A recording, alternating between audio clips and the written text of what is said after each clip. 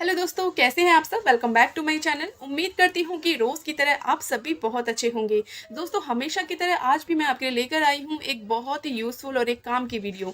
यानी आज इस वीडियो में आपको जानने को मिलेंगे ढेर सारे किचन में काम करने के ऐसे टिप्स और ऐसे कुछ हैक्स जिससे आपकी डेली खर्चों में होगी बचत, और साथ ही साथ एक बहुत ज़रूरी जानकारी कि गैस सिलेंडर जल्दी से खाली ना हो उसके लिए आपको कौन से तरीके आजमाने चाहिए। तो फिर चलिए फिर बिना देरी किए वीडियो देखना शुरू करते हैं। वीडियो ज़रा सी भी पसंद आए तो रोज़ की तरह एक लाइक ज़रूर करिएगा, दोस्तों के साथ ज़रूर शेयर करें, और चैनल पर पहली बार आए हैं तो सब्सक्राइब करना बिल्कुल भी मत भूलिएगा।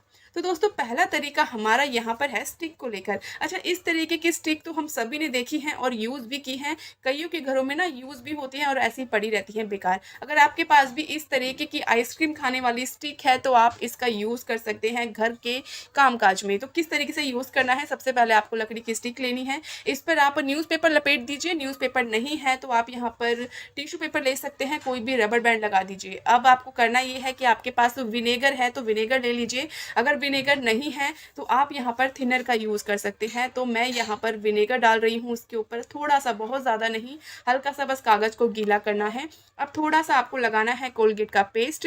दोनों तरफ से लगा लीजिए, आगे से भी और पीछे से। अब इसका यूज़ आपको घर में कैसे करना है, बहुत ज़रूरी यूज़ है, इसे आप ध्यान से देखिएगा, आपके बेहद काम आएगा। दोस्तों, जब कभी भी बिजली के बोर्ड गंदे हो जाते हैं तो हमें ना इनको साफ़ करने में बहुत ज़्यादा डर लगता है कहीं करंट हमें ना लग जाए। तो इसे साफ़ करने की ना गलती हम बिल्कुल भी नहीं करते, क्योंकि हम किसी भी तरीके का रिस्क नहीं लेना चाहते हैं।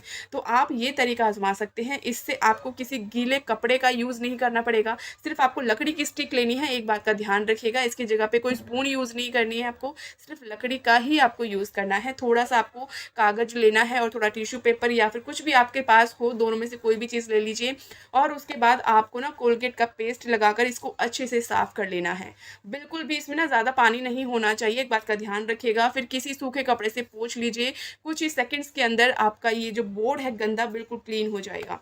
दोस्तों, गैस हम सबके घर में यूज़ होती है। गैस सिलेंडर का यूज़ हर घर में खाना बनाने के लिए किया जाता है। लेकिन आजकल जिस तरीके से गैस इतनी ज़्यादा महंगी हो गई है ना, तो इसे बचाने के ना कई तरीके हमें आजमाने चाहिए, ताकि हमारी गैस कम से कम खर्च हो, बिल्कुल फालतू खर्चा ना हो। जो सिलेंडर आपका 1 महीना चलता है, कम से कम वो सिलेंडर आपका 1.5 या 2 महीना तो चलना ही चाहिए। अच्छा, गैस खत्म होने वाली है, इसको पता लगाने के हमारे पास कई तरीके होते हैं, जैसे कि गैस की फ्लेम का चेंज होना। वैसे तो गैस का रंग नीले कलर का होता है जब इसे ऑन करते हैं, लेकिन जब ये खत्म होने वाली होती है तो इसका रंग लाल या फिर पीला हो जाता है। लेकिन आज मैं मेडिसिन का एक ऐसा तरीका बताने वाली हूँ जिसके बाद कई लोग ना मेडिसिन जब एक्सपायर हो जाती है, खराब हो जाती है या नहीं भी होती है, तो ऐसे ही फेंक देते हैं, उसके रैपर को भी ऐसे ही फेंक देते हैं। तो आप फेंकने से पहले इसका यूज़ कर लीजिए, और अगर फेंक देते हैं तो बिल्कुल भी मत फेंकिएगा। तो यहाँ पर आपको मैं एक ट्रिक बताने वाली हूँ। सबसे पहले तो आपको एक कटोरी में पानी ले लेना है, और इसके अंदर हमने डालनी है पैरासिटामोल, और थोड़ा सा डालना है इसमें हमने सर्फ, जो कि कपड़े धोने वाला सर्फ होता है ना, वही। और थोड़ा सा मैं यहाँ पे डाल रही हूँ विनेगर।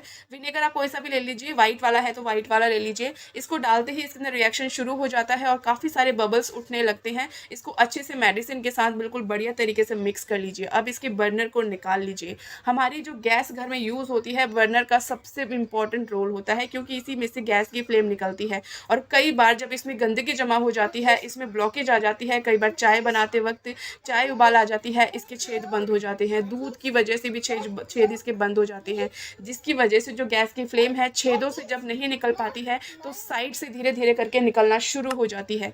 तो इससे भी आपकी गैस की बहुत ज़्यादा बर्बादी होती है। इस चीज़ को भी ध्यान रखिएगा। कभी भी अगर आपको लगे कि गैस की जो फ्लेम है वो ठीक तरीके से नहीं निकल रही है, इसके बर्नर के छेद बंद हो गए हैं, तो कई बार हम सुई का यूज़ करते हैं।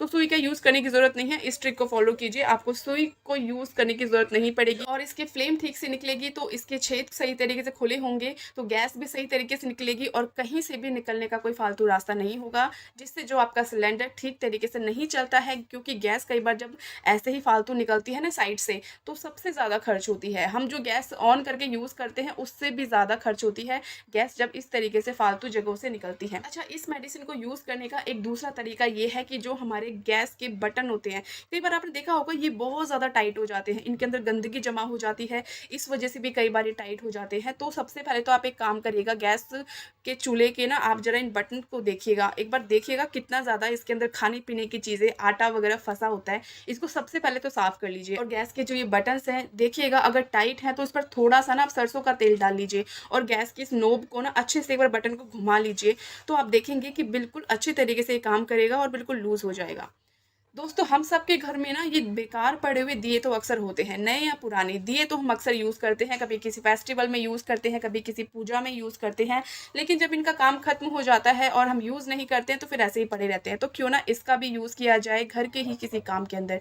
तो सबसे पहले आपको गैस को ऑन कर लेना है, और इस दिए को जो मिट्टी का है इसे अलट-पलट के चिमटे की मदद से पकड़ लीजिएगा और सेंक लेना है। बहुत ज़्यादा देर तक नहीं, सिर्फ़ कुछ ही सेकंड्स तक आपको इसको थोड़ा-सा गरम करना है, बहुत ज़्यादा नहीं, ध्यान रखिएगा। और इसको डायरेक्ट हाथ से छूने की गलती तो बिल्कुल भी मत करिएगा, क्योंकि इस टाइम पे ना ये बहुत ज़्यादा गर्म होगा। तो चलिए अब मैं बताती हूँ कि आपको इसका यूज़ कैसे करना है।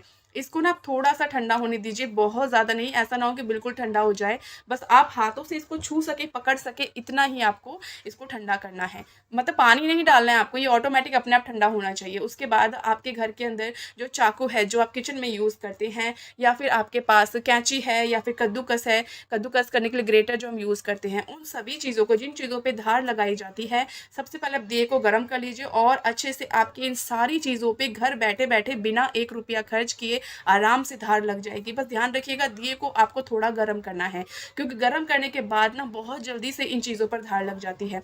तरीका आपको बिल्कुल ऐसा ही आज़माना है जैसा कि मैंने इस वीडियो में आपको बताया है। कद्दूकस के लिए अगर धार लगानी है तो इस तरीके से दिए को थोड़ा-सा ग्रेट कर लीजिए, ऊपर की तरफ से भी जहाँ से ग्रेट करते हैं और नीचे की तरफ से भी, यानी दोनों तरफ से आपको ग्रेट कर लेना है, और इस कद्दूकस पे भी बिल्कुल बढ़िया तरीके से धार लग जाएगी। तो यानी आपका जो बेकार पड़ा हुआ दिया है, जो जिसका आप यूज़ नहीं करते, वो भी आपका कितने काम का है, वो आपको इस वीडियो को देख के समझ में आ गया होगा।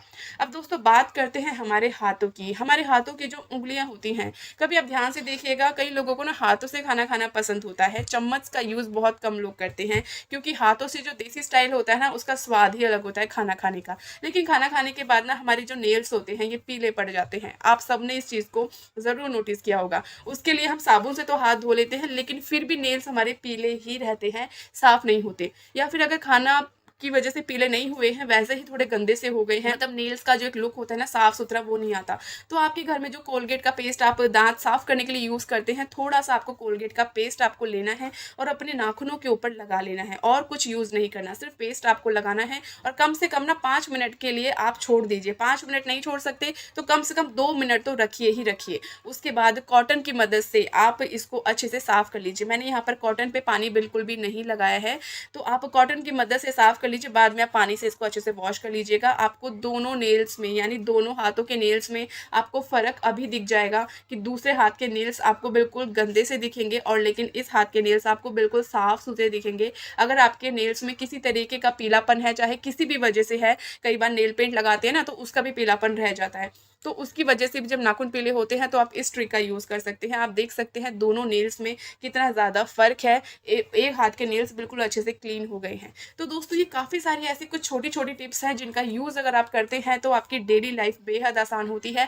आपके घर के छोटे-छोटे जो मुश्किल काम हैं वो बेहद आसान तरीके से हो जाते हैं। उम्मीद करती हूँ कि आपको ये सारी टिप्स पसंद आई होगी। वीडियो अच्छी लगी हो तो रोज़ की तरह एक लाइक ज़रूर करिएगा, और चैनल पर पहली बार आए हैं तो सब्सक्राइब करना बिल्कुल भी मत भूलिएगा। तो दोस्तों मिलती हूँ कल आपसे फिर एक ऐसे ही नए वीडियो के साथ। तब तक के लिए हर हर महादेव।